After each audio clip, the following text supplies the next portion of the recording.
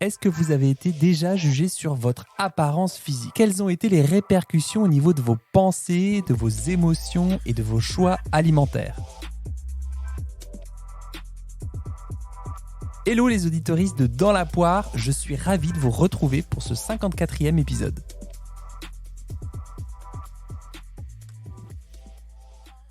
Si vous habitez en Occident, c'est fort probable que vous ou l'un de vos proches ait déjà vécu cette situation franchement désagréable. Ça peut venir de votre entourage, du corps médical, des gens avec qui l'on travaille ou dans la rue, dans les transports, des gens à qui on n'avait rien demandé en fait. Alors pourquoi je vous en parle et en quoi ça peut être lié à notre alimentation? Eh bien d'une part parce que ces remarques et jugements induisent plus ou moins directement la question de comment on se nourrit pour avoir tel et tel corps, mais aussi parce que ces remarques et jugements peuvent avoir des conséquences sur nos choix alimentaires, mais aussi bien sûr sur notre santé mentale. Ce que je vous propose dans cet épisode, c'est de rentrer dans le détail des processus qui sont à l'œuvre lorsqu'on reçoit ce type de remarques, ce que ça peut nous faire faire, mais aussi et surtout vous donner des clés pour traverser ces moments sans y laisser sa peau. N'oubliez pas de vous abonner, de partager cet épisode et de laisser un commentaire sur les plateformes. C'est un soutien gratuit de votre part. Mais quand je lis le commentaire de Claire Achalulu, eh bien, ça fait chaud au cœur. Elle me dit « Je découvre le podcast, c'est juste génial, un moment agréable d'écoute et j'apprends à m'écouter différemment. Merci Charles. » Merci à toi, merci beaucoup Claire et je vous souhaite à toutes et à tous une écoute gourmande, curieuse, exploratrice. Alors une fois n'est pas coutume, je sais que c'est pas toujours bien vu lorsqu'un pro de santé partage une expérience personnelle, mais j'ai la sensation d'avoir vécu dans ma tête, dans mon cœur, dans mon corps, vraiment des similitudes fortes avec ce que peuvent vivre certains de mes patients, de mes patientes il y a quelques semaines, au moins pour partie. J'ai pu avoir assez de recul pour pas trop me faire bouffer, mais j'ai quand même pu observer les processus qui étaient en tension quand on se fait body shamer. Alors le body shaming, pour celles et ceux qui ne savent pas, c'est la honte du corps, c'est-à-dire l'emploi d'un langage dénigrant, violent, pour humilier et se moquer du corps d'une personne, qu'elle soit connue ou non. Et bien souvent, comme beaucoup de harcèlement, eh bien c'est sa propre honte que l'on balance sur le corps des autres. Soit pour imiter les autres, ça c'est l'effet de meute, soit, et c'est pas incompatible, parce qu'on a peur de la honte que l'on pourrait éprouver sur notre propre corps.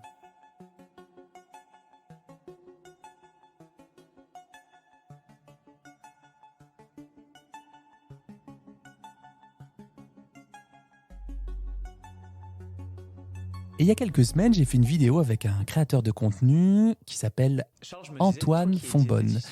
Son contenu est très orienté sciences de la nutrition et de l'entraînement.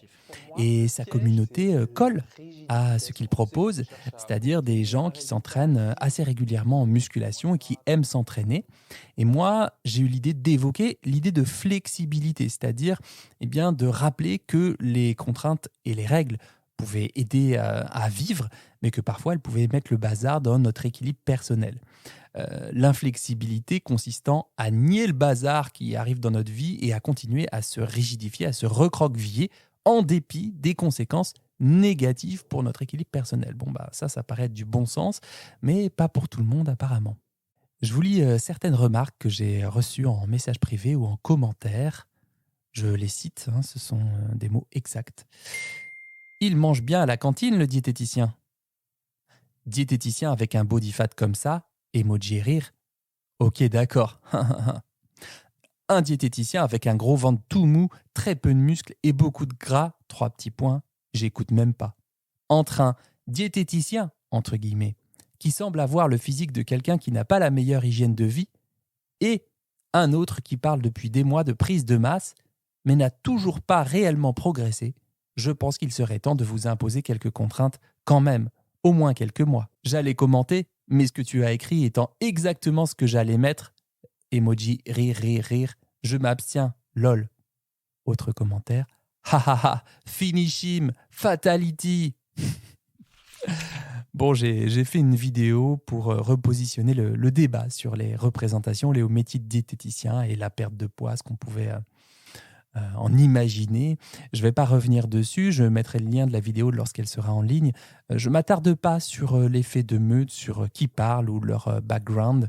Ce n'est pas le sujet de cet épisode, ce n'est pas le positionnement de Dans la poire, parce que même quand je passe des coups de gueule contre Ducamp, le but c'est d'être aidant et utile pour vous, et pas seulement de dénoncer un discours.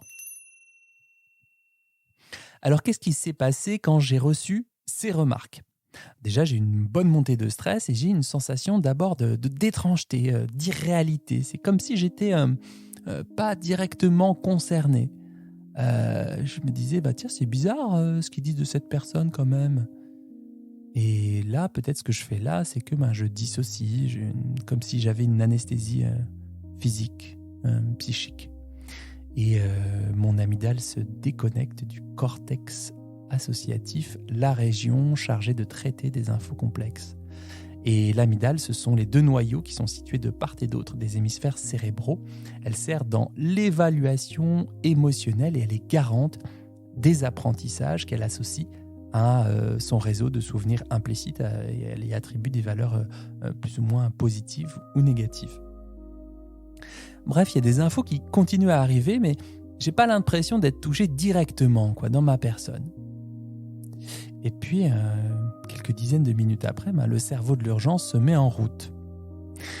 Il faut savoir que nous avons deux cerveaux émotionnels, et je vous parle du premier, celui de la menace, de l'urgence. C'est-à-dire que notre cerveau, là, en l'espèce, va interpréter ces remarques et jugements, voir le contenu de ces remarques et jugements comme un problème à résoudre.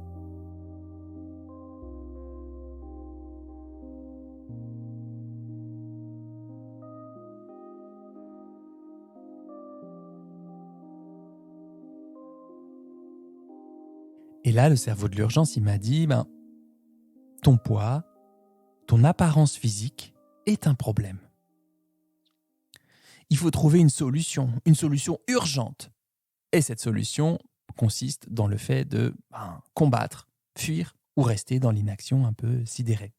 Et là, on retrouve les 3 F des réactions de survie, fly, freeze or fight.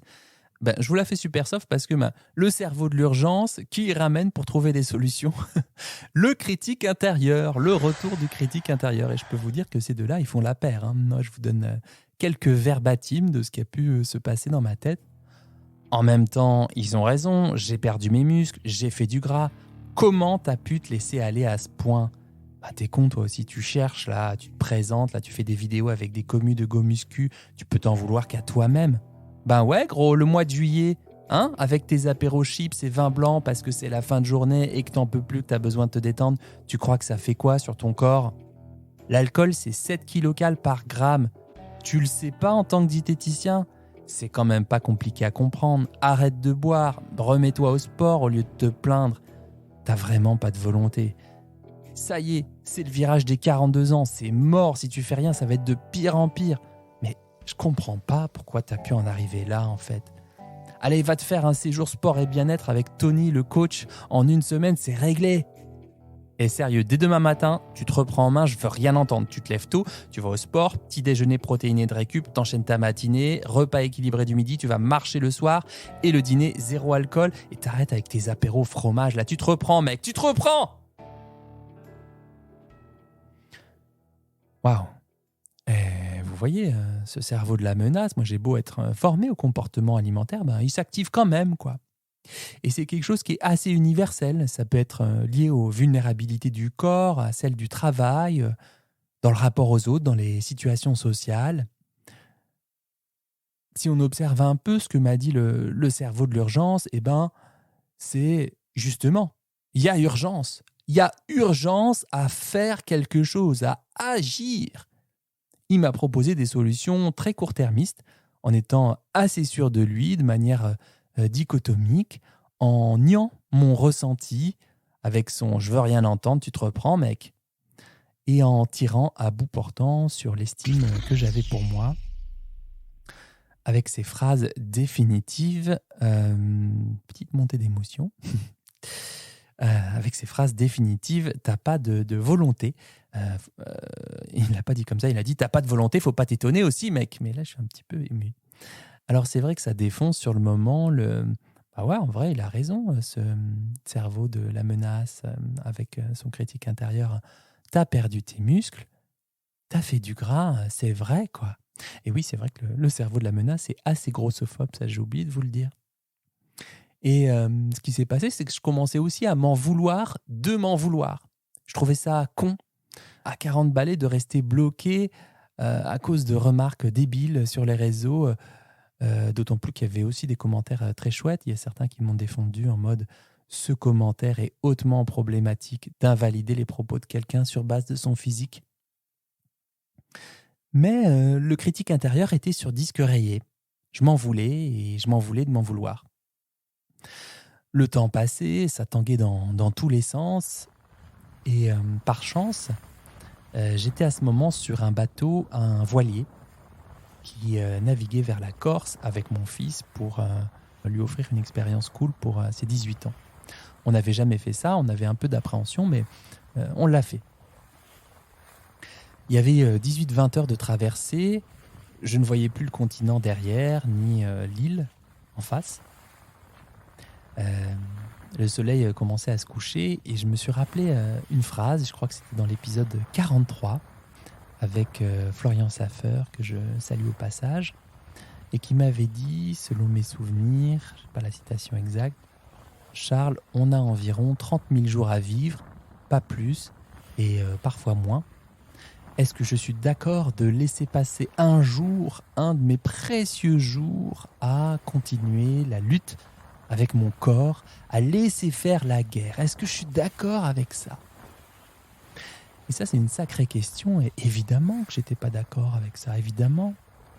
J'étais encore moins parce que derrière moi, à tribord, le soleil se couchait avec ses nuances de jaune, d'ocre, de rouge.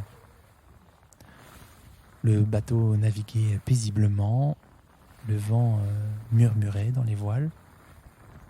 J'étais avec mon fils qui allait vers ses 18 ans, avec une tête bien faite, en très bonne santé. Et moi, je me suis dit que j'avais de la chance, que j'avais envie de préserver ce que j'étais en train de vivre.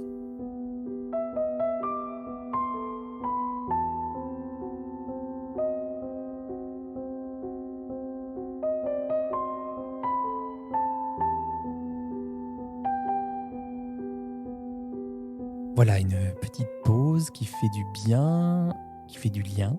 Une petite pause pour rien, des petits riens qui sont déjà beaucoup, ou pour laisser voyager l'esprit.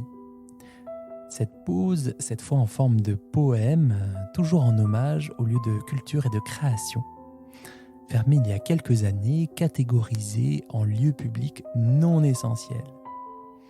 Non essentiel, ça dépend pour qui, les petits cocos.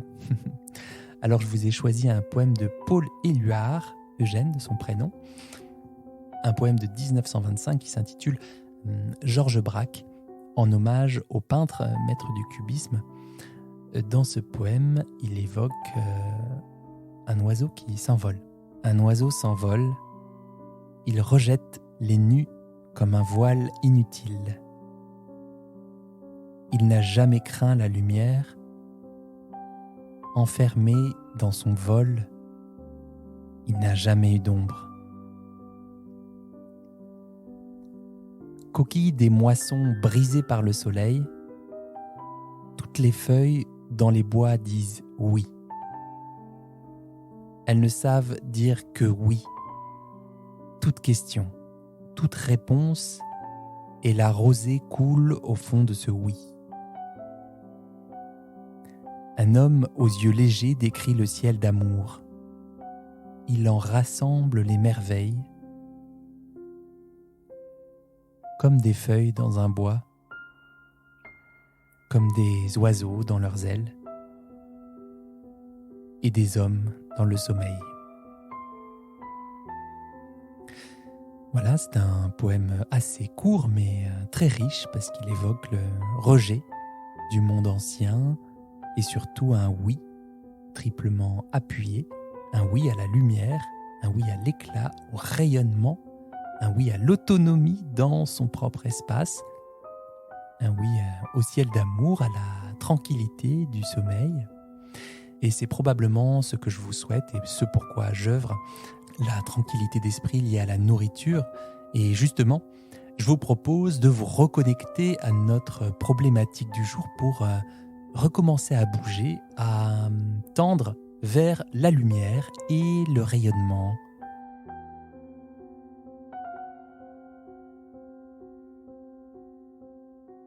Alors, qu'est-ce que j'ai fait de tout ça? Comment je me suis sorti de ce mauvais pas? Déjà, je me suis reconnecté directement à une expérience directement agréable pour moi. C'est-à-dire que j'ai fait un câlin à mon fils qui passait par là sur le bateau et j'ai regardé le coucher de soleil, cette boule orangée qui se glissait derrière l'horizon, un peu comme dans une petite couette emmitouflée. Et ça, c'est une expérience pour et par le corps, c'est quelque chose de bon, de profondément bon pour moi. Et puis un coucher de soleil, on ne se dit pas qu'il est beau ou moche, on est là, dans le présent, on vit le coucher pour ce qu'il est, un spectacle gratuit offert par la nature. Donc merci beaucoup la nature d'avoir été là dans ce moment. Alors on n'a pas tous et toutes un coucher de soleil dans un voilier sans nuages, à dispo bien entendu. Je vous rassure, c'était quand même la première fois pour moi, ça ne fait pas partie de mon quotidien. Mais peut-être là tout de suite, on peut poser une intention. Bah, allez, si un jour ça m'arrive à moi aussi d'être jugé sur mon physique ou de traverser une période émotionnelle super inconfortable, eh bien, qu'est-ce que je pourrais faire de bon par et pour mon corps? Quelles ressources je pourrais connecter facilement, qui soient instantanément bonnes pour moi? Et voilà, l'idée c'est par la vie, par le vivant même, eh bien de pouvoir repeindre une expérience désagréable, inconfortable, voire douloureuse, plutôt dans une couleur coucher de soleil. Et ainsi vous expérimentez littéralement le fait que c'est possible que ça ne soit pas tout le temps la guerre avec votre corps, ou pas tout le temps la guerre, plutôt contre votre corps. Et quand c'est pas la guerre, eh bien, vous voyez bien que le temps il ne passe pas de la même manière, quoi. Moi, j'aurais pu rester sur ce bateau, planqué dans mon kawaii, à regarder le sol du bateau en me disant mais putain, mais ils ont raison, là, je suis gras, j'ai pas assez de muscles. En fait, ils ont raison. Et non, j'ai choisi plutôt de relever la tête, de regarder ce qui était beau et bon, et de mettre en observation, en contemplation de quelque chose qui était bon pour moi et beau. Ensuite, je suis rentré dans le contenu des mesures de protection du cerveau de l'urgence, parce que Will a essayé de prendre des mesures de protection. Et j'ai remarqué un truc, elles étaient tournées vers la recherche de solutions immédiates. Alors, c'est clair que c'était super mal dit, c'était maladroit, voire blessant au plus haut point. Mais si je devais enlever le sale caractère, la mauvaise foi ou les oukases critiques du cerveau de l'urgence, en vrai, il resterait le cœur du message. Il resterait « Non mais moi, tu sais, je dis ça pour ton bien ». En gros, si j'étais un pirate là sur ce voilier et que je suspendais le cerveau de l'urgence dans le vide là au-dessus de la mer en gueulant plus fort que lui « Non mais t'as vu ce que tu m'as dit? Hein? T'as vu ce que tu m'as dit? Tu m'as tellement blessé avec tes conneries. Hein? Qu'est-ce que tu cherchais là? À m'affamer? À me mettre dans le foutu pour foutu? Qu'est-ce que tu voulais me dire? Dis-le-moi tout de suite! Dis-le-moi ou je te balance par-dessus bord !» Charlie. Eh ben, il est probable qu'ils me disent « Non mais attends, arrête, moi je voulais juste que t'ailles bien, je voulais juste que tu sois pas déstabilisé par ce que les gens disent. Hein. Donc si t'appliques mes solutions, bah au moins ton corps il peut redevenir comme avant. » Bah oui, tu fais pas de vagues, les gens te diront rien, et là tu prendras pas le risque de te mettre dans tous tes états. Moi je voulais juste que t'ailles bien à la base, hein. Je voulais surtout pas te blesser. Eh bien, nous y voilà. Je l'ai mis en tension, mon cerveau de l'urgence, et j'avais mal interprété son message. Suis-je bête? Merci, cerveau de la menace. Merci, cerveau de l'urgence d'être là. Merci, j'avais pas compris. Merci d'être là. Merci de m'aider à mieux faire, à rester stable dans mon équilibre psychique, à chercher des solutions. J'ai cru qu'un instant, t'essayais de me faire faire des choses contraires à mon équilibre personnel. Merci d'être là.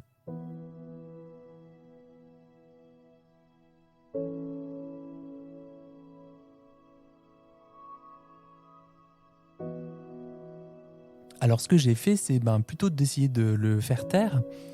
Faire taire ces voix solutionnistes qui s'activaient, j'ai pris le temps de les remercier. Peut-être que sans elles, je ne sais pas ce que je ferais. Je me suis dit aussi que dans certains contextes, ces voix, elles sont sans doute bien aidantes. Par exemple, ne pas être dans la nuance la veille d'un 10 km ou d'un semi-marathon et de manger peu gras, peu fibreux, de bien mastiquer, c'est vrai que ça fait le taf. Ça optimise le confort digestif pour la course le lendemain. Mais là, moi, dans ce contexte, c'était pas très utile pour moi de laisser toute ma sphère mentale envahie par ces pensées.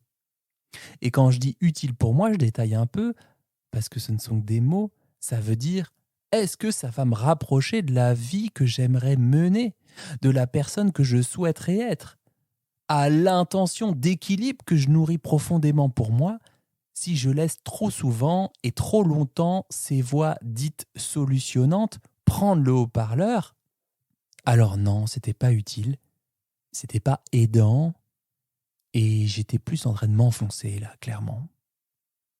Alors comme je suis mon propre DJ intérieur, j'ai augmenté petit à petit le volume de la voix du cerveau de l'attachement, juste pour voir à quoi ça ressemblerait. Et le cerveau de l'attachement, c'est l'autre cerveau émotionnel. Là. Vous vous en souvenez, je vous en parlais en début d'épisode, cerveau de la menace, cerveau de l'attachement. Et le cerveau de l'attachement, si je devais le décrire comme un collègue de travail, c'est quelqu'un de calme, qui a une vision élargie des choses, donc la capacité à prendre du recul, à mettre les choses en perspective, à veiller à ce que chacune de nos parts s'exprime avec le souci que la résolution de problèmes soit vraiment constructive et pérenne. Et ça, c'est quelque chose qui compte beaucoup pour lui. L'équilibre sur le moyen et le long terme, c'est-à-dire qu'il propose quand même des solutions, mais plus respectueuses de nos vrais besoins. Il parle avec une voix plus douce, donc il arrive peut-être mieux à faire passer les messages. On se sent moins pris comme le lapin dans les phares d'une voiture. Il met les gens plus à l'aise, il est plus tolérant, plus soutenant avec les équipes quand ça tangue fort. Bref, le cerveau de l'attachement, c'est mon gars sûr. Il ressemble un peu à un gendre idéal. Alors, j'ai tendu l'oreille et voici ce qu'il m'a dit. Ça doit pas être facile de lire tous ces messages, ça doit bien remuer. En plus, tu n'y es pas habitué, mais ça remue quand même dans tous les cas. Je te comprends. Personne n'aime être jugé sur son apparence physique, et t'es pas tout seul dans ce cas. Qu'est-ce que tu te dis ? Qu'est-ce que tu ressens ? Qu'est-ce que tu observes ? Tu sais, c'est une communauté qui est très tournée sur le physique. En 5 ans, sur les réseaux, c'est peut-être la première fois que tu as ce genre de commentaires, non ? Franchement, on est d'accord que c'est un peu stupide de lier la compétence de quelqu'un à son physique. T'as le droit d'avoir des moments dans ta vie où t'es pas au mieux de ta forme. C'est pas de ta faute si tu traverses une période délicate et que t'as zéro énergie pour rester en forme. Puis même, encore une fois, t'as le droit de pas être en forme tout court. J'imagine que tu n'as pas choisi d'avoir moins de muscles et plus de gras. En tout cas, même si c'est difficile pour toi, là, sur le moment, tu vas arriver à dépasser tout ça. Moi, j'ai confiance en toi. Là, tout de suite, qu'est-ce que tu pourrais faire de bon pour toi, qui t'apaise vraiment ? Qu'est-ce que tu peux faire pour retrouver du mouvement, retrouver une dynamique ? Ouais, là, c'est mon gars sûr, effectivement. Si j'observe ce qu'il cherche à faire, il me console, mais sans être dans l'apitoiement. Il cherche à savoir ce que je vis vraiment. Qu'est-ce que tu dis ? Qu'est-ce que tu ressens ? Qu'est-ce que tu observes ? Il cherche à me comprendre, quoi. Il me rassure pour que je puisse prendre un peu de recul sur la situation. Genre, écoute, t'es pas seul, quoi. C'est quelque chose qu'on vit tous et toutes à un moment donné de notre vie. Je vois qu'il essaye de faire tomber des barrières de lutte. T'as le droit de pas être en forme 100% du temps, de pas être en forme tout court. J'ai pu observer aussi que quand il me dit « t'as le droit de ne pas être en forme tout court », il y a une forme de résistance, quoi. Oui, mais bon, quand même, c'est mieux d'être en forme. C'est les codes de notre société. Il me dit que j'ai pas choisi de traverser une dure période et de n'avoir plus d'énergie pour faire du sport. Et puis, il reste pas à me dire que rien n'est grave, faut rester comme ça. Non, il me demande en gros, même si c'est dur, même si ça tangue, qu'est-ce que tu peux faire de tout ça, quoi? Qu'est-ce que tu vas faire, quoi? Donc, ce qu'est-ce que tu vas faire, c'est vraiment tourner vers l'action, quoi. Vous voyez que c'est nettement plus large comme vision des choses. Il me pose des questions et dans le même temps, il me soutient franchement. Il est là pour moi, à mes côtés, et il fait en sorte que je me tourne résolument vers l'action plutôt que de rester sur la route, sidéré comme le lapin dans les phares d'une voiture. Et qu'est-ce qui s'est passé ensuite ? J'ai continué ma vie, c'est-à-dire j'ai traversé la mer, ou plutôt la mer en un seul mot, et j'ai passé du bon temps avec mon fils. Je me suis activé comme j'ai pu pendant ces quelques jours, en marchant, en nageant ce que je pouvais. J'ai quand même continué à nourrir des pensées un peu critiques envers ce corps qui n'était pas ou plus comme je voudrais qu'il soit. Dès que je faisais du sport, le cerveau de la menace s'activait en mode toujours plus. Faut faire plus pour faire disparaître ce ventre, faut y aller, quoi. Et puis je lui faisais un signe de la main pour lui dire que j'avais reçu le message, mais que là, je m'étais remis en mouvement, que je verrai plus tard avec toutes ces injonctions. Là, je fais un truc de bon pour moi, là, tu vois pas que tu me déranges. Je suis occupé à vivre, quoi.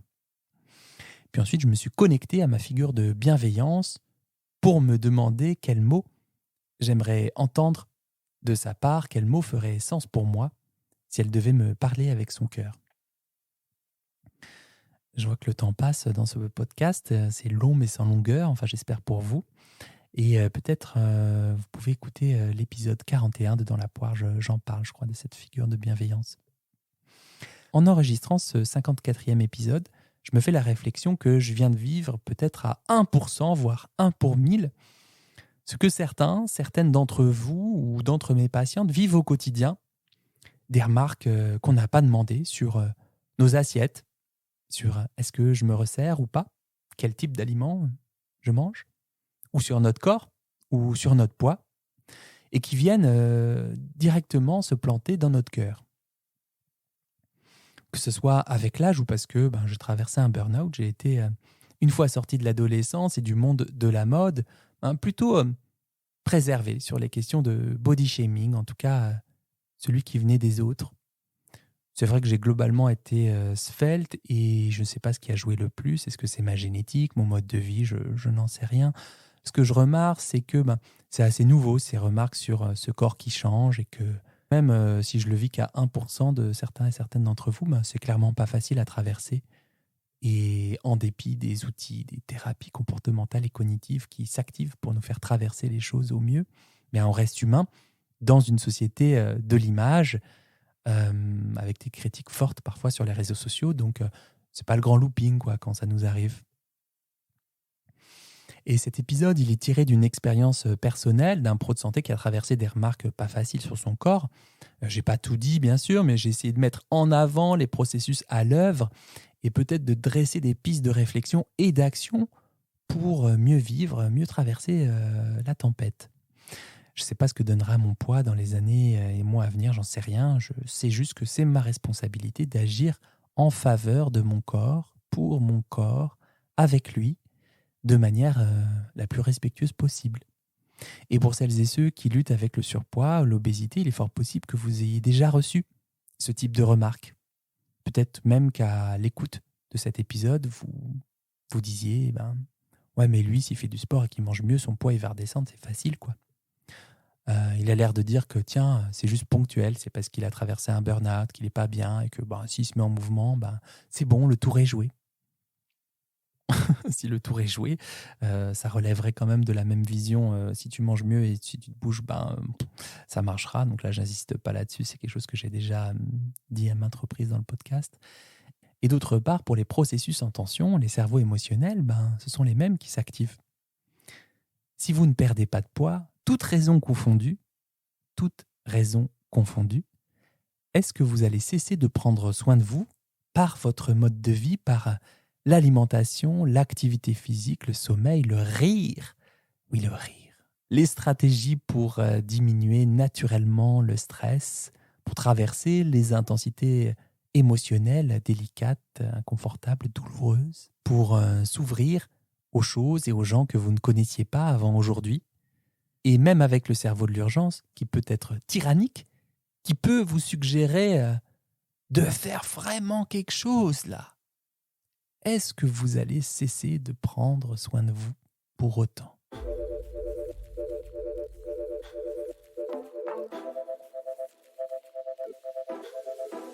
Voilà, c'était le 54e épisode de Dans la poire. Merci à Charles Brumeau pour l'idée du podcast. Merci à Charles Brumeau pour son écriture ciselée. Merci à Charles Brumeau pour sa voix bien douce, bien tendre. Merci à Charles Brumeau pour ses pas de côté, pour ce poème, pour la production, le mixage, le montage et la publication de cet épisode. Merci à cette Dream Team qui fait que le podcast existe et rayonne. Voilà, on peut cultiver cette gratitude pour soi ou ce qu'on fait, à défaut. Alors plus sérieusement, abonnez-vous parce que ça aide dans la poire. Partagez cet épisode à vos proches sur WhatsApp parce que ça aide dans la poire. Mettez un avis sur les plateformes parce que là aussi, ça aide dans la poire. Et si vous ne savez pas comment faire, contactez-moi en message privé sur les réseaux sociaux. Je vous expliquerai comment faire.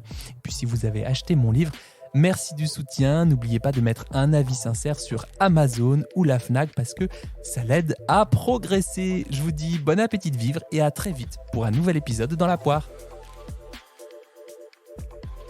Waouh! Sacré Charlus! Plus de 35 minutes! Ah un petit verre d'eau, mon Dieu.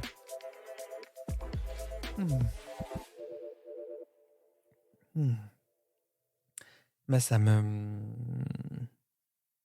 J'ai plus d'énergie à la fin qu'au début.